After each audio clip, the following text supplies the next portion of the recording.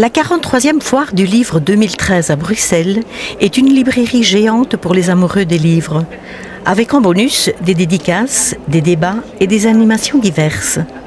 Cette année, l'accent est mis sur les auteurs espagnols, l'imaginarium de la BD et les écrits meurtriers. Les écrits meurtriers déclinés sur toutes les nuances, romans noirs, romans policiers, polars, thrillers, il y en a vraiment pour tous les goûts. Iotis Kavapoulos, oui. Vous êtes l'auteur de Chaos Genesis, un ouvrage assez particulier. Vous pouvez nous dire quelques mots à ce propos ? Alors ça va être difficile de vous résumer Chaos Genesis. C'est un univers mythologie fantastique qui se passe dans un futur proche. C'est très compliqué de vous résumer ça en quelques mots. C'est l'histoire d'une petite fille qui est la jumelle de la déesse Déméter. Elle doit être sacrifiée pour permettre à la déesse Déméter de faire son travail. Mais c'est l'héroïne du livre et on va découvrir ses aventures pour fuir justement le danger qui la guette à travers des civilisations qu'on va revisiter comme Pompéi, Tibur, Rome, etc. En fait, vous utilisez la mythologie antique pour décrypter peut-être le monde d'aujourd'hui ou le monde à venir.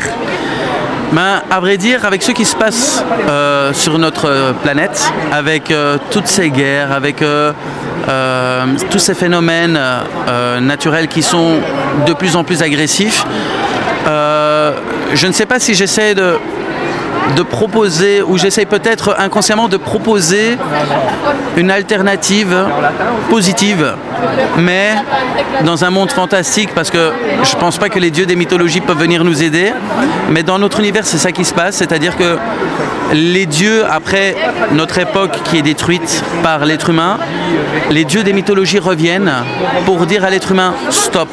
Et faire comprendre peut-être pas mal de choses. Pour nous apprendre un peu à respecter la nature et aussi l'être humain. Se respecter l'un l'autre. Et c'est pas parce qu'on a différentes religions qu'on doit se faire la guerre. C'est pas parce qu'on doit écouter un tyran qui prône la guerre pour une race suprême qui n'existe pas. Ou alors de suivre des grands hommes politiques pour des raisons économiques ou autres. En fait, c'est un message d'espoir. Je ne sais pas. En fait, comme c'est un peu mon bébé, j'ai difficile à vous l'analyser. Moi, je suis quelqu'un de très positif. Quoi qu'il se passe dans la vie, il faut trouver toujours des choses positives pour avancer. Parce que en étant positif, on a une force énorme. C'est très très important. Le respect des autres, une positive attitude, tout cela, je pense que ça peut vraiment aider à une meilleure entente et à éviter ce qui se passe dans Chaos Genesis, en tout cas au début de l'histoire. Ce qui est intéressant aussi, il faut le signaler, c'est que Chaos Genesis va devenir aussi une BD. Or, la foire du livre ici cette année 2013 est aussi basée sur la BD. Tout à fait, c'est-à-dire que c'est une BD manga. C'est-à-dire que nous avons eu la chance déjà, il y a plusieurs dessinateurs qui nous ont rejoints dans un certain ordre. Certains sont déjà partis, d'autres sont des nouveaux. Et grâce à ces gens-là, incroyables, ils ont pu mettre de la couleur dans Chaos Genesis. C'est-à-dire que je pense par exemple à cette illustratrice qui a créé ce qu'il y avait dans ma tête. Ça veut dire que c'était un travail très difficile. Hein. Elle a vraiment bien traduit ce qu'il y avait dans mon esprit et je la remercie d'ailleurs, c'est Daya Weird.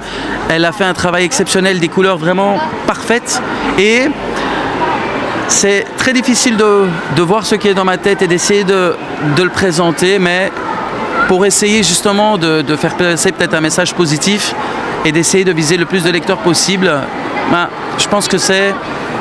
Voilà, peut-être que c'est mon objectif sans m'en rendre compte, mais c'est comme ça que je l'ai vu au début avec des images et pas du texte spécialement. Mais le roman est venu tout seul et au final, je me rends compte que finalement, le roman aide encore mieux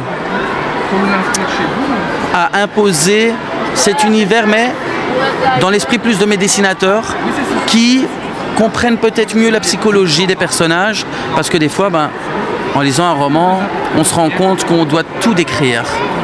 Donc en fait, chez vous, les images sont devenues littérature.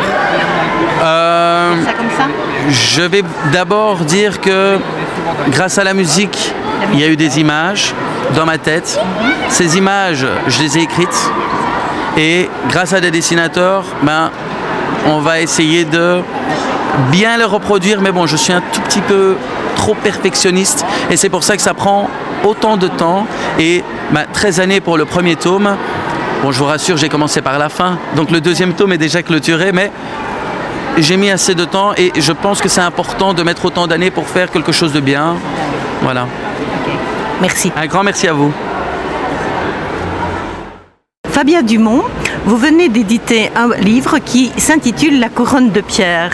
C'est un livre prémonitoire puisque vous l'avez écrit il y a quelques années, je pense.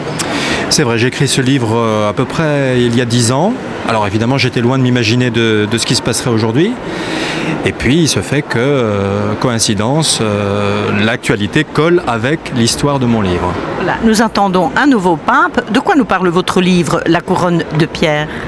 C'est un livre plein d'espérance. Les gens qui sont chrétiens ou même non chrétiens et qui liraient ce livre se rendraient compte qu'il y a dans ce livre déjà le message de la jeunesse, de ne pas avoir peur dans l'avenir et de vraiment faire confiance aux jeunes qui sont là, qui ont des choses à dire, qui probablement veulent faire un petit peu bouger les choses, mais qui ont toujours confiance en ce qu'ils font et ce qu'ils disent.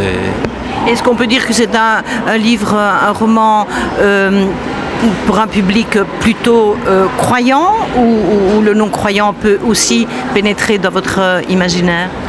Il est évident que le croyant lira ce livre avec un angle un petit peu particulier, mais je n'ai pas du tout écrit ce livre en me disant c'est un livre uniquement pour les croyants. Donc c'est un livre pour tous. Et l'intrigue de ce livre, c'est quoi ? L'intrigue est très simple, c'est l'histoire d'un prêtre qui n'y a pas encore 40 ans et qui travaille à la Curie au Vatican et qui est une espèce d'électron libre. On lui fait beaucoup confiance, on lui donne des missions diplomatiques un petit peu particulières, un petit peu difficiles. Et puis il fait la rencontre d'une journaliste italienne qui a eu un traumatisme dans sa vie. Et puis les deux personnages vont s'apprécier l'un l'autre et vont vouloir mieux se connaître. Et donc Sylvia, la journaliste, va vouloir faire le portrait de ce jeune prêtre et va l'accompagner en Afrique. Et puis voilà, en Afrique la mission se passe. Et puis pendant cette mission, le pape décède, il va falloir élire un nouveau pape, et là l'histoire continue, mais ça je ne vais pas évidemment tout vous dévoiler. Bien sûr. Et donc nous allons élire bientôt, le nouveau pape va être bientôt élu, et nous trouvons déjà cela dans votre roman. J'ai osé donner le nom du nouveau pape. Vous avez osé ? J'ai osé. C'était absolument indispensable pour la crédibilité de l'histoire, parce qu'évidemment, ne rien dire, c'est toujours beaucoup plus facile. Mais comme je l'ai dit en commençant que le message était un message d'espoir, faire confiance en la jeunesse, il n'y avait aucune raison d'éluder cet aspect de mon intrigue, en fait. Je n'oserais pas vous demander quel est le nom du nouveau pape ? Ou si ? Vous pouvez le faire, mais la réponse est dans le livre. Voilà. Merci bien. Je vous en prie. Merci à vous. Guillaume Mercier, vous avez créé un nouveau concept d'édition. Expliquez-nous en quoi ça consiste. Alors, The Book Edition est une société française basée dans le nord de la France qui a été créée à la base pour permettre à des auteurs de réaliser leurs rêves, c'est-à-dire publier leurs propres livres quand ils n'ont pas trouvé de maison d'édition ou quand ils ne souhaitent pas travailler avec une maison d'édition. Ça leur permet de publier gratuitement leurs livres en ligne sur notre site internet. Donc ils prennent leurs manuscrits qu'ils viennent télécharger sur le site et de manière automatique, nous on va intégrer leurs livres au catalogue et à chaque personne qui va venir commander le livre de l'auteur, nous on va lancer une fabrication à la demande et expédier le livre au client de l'auteur. Et aujourd'hui, ça permet de gérer à peu près 15 000 auteurs et plus de 20 000 œuvres qui sont sur le catalogue de The Book Edition. Dans ce concept, il y a vraiment des avantages évidents. Ah oui, bien. Déjà, le premier avantage, c'est que tout est gratuit. C'est-à-dire qu'aucun auteur ne paye pour venir sur The Book Edition, il dépose gratuitement son livre sur le site, et une fois qu'il a déposé son livre, nous, ça nous permet de produire, de fabriquer le livre, puisqu'à la base, nous sommes une société d'impression numérique, et donc nous, on gagne notre vie en fabriquant les livres pour l'auteur, mais on ne prend aucune marge sur les droits d'auteur, on ne prend aucun frais d'abonnement, aucun frais d'hébergement. Mais quand vous dites que vous produisez le livre, vous le fabriquez, mais qui paye concrètement la fabrication du livre? Alors c'est l'auteur qui paye la fabrication de son livre, mais lui fixe son prix de vente. C'est-à-dire que nous, on va lui donner son prix de fabrication et il va derrière venir mettre sa marge d'auteur qui décide librement. Et puis après, c'est mis sur le catalogue de The Book Edition et lui récupère tous les 3 mois ses royalties.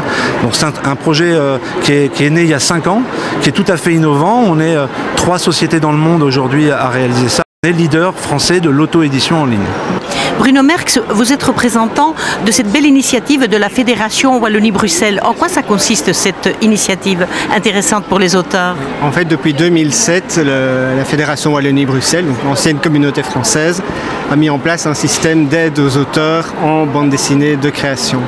Nous avons donc une commission d'avis d'aide à la bande dessinée qui se positionne sur les projets qui sont introduits par des auteurs, principalement de jeunes auteurs, qui cherchent à se faire soutenir pour un projet de création de bande dessinée.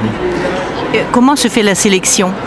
Alors, une instance d'avis indépendante, une commission avec des experts, des critiques, des auteurs, qui en toute indépendance et toute collégialité se prononcent sur l'opportunité du projet.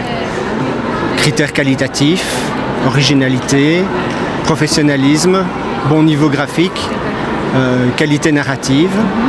Et donc, depuis 5 ans, on a vu un certain nombre de projets qui ont été soutenus à leur étape de création être soutenus. C'est ce que vous avez derrière moi. Ce sont une belle brochette, là. Mais voilà, donc des auteurs qui ont pu se faire éditer grâce à leur énergie, mais ils ont aussi à un moment pu bénéficier d'un soutien ponctuel de la Fédération Wallonie-Bruxelles.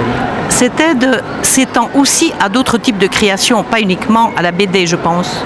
Il y a également un secteur au sein du ministère qui s'occupe de la promotion de la littérature de jeunesse, donc pour les auteurs qui sont des auteurs illustrateurs ou des écrivains pour la jeunesse.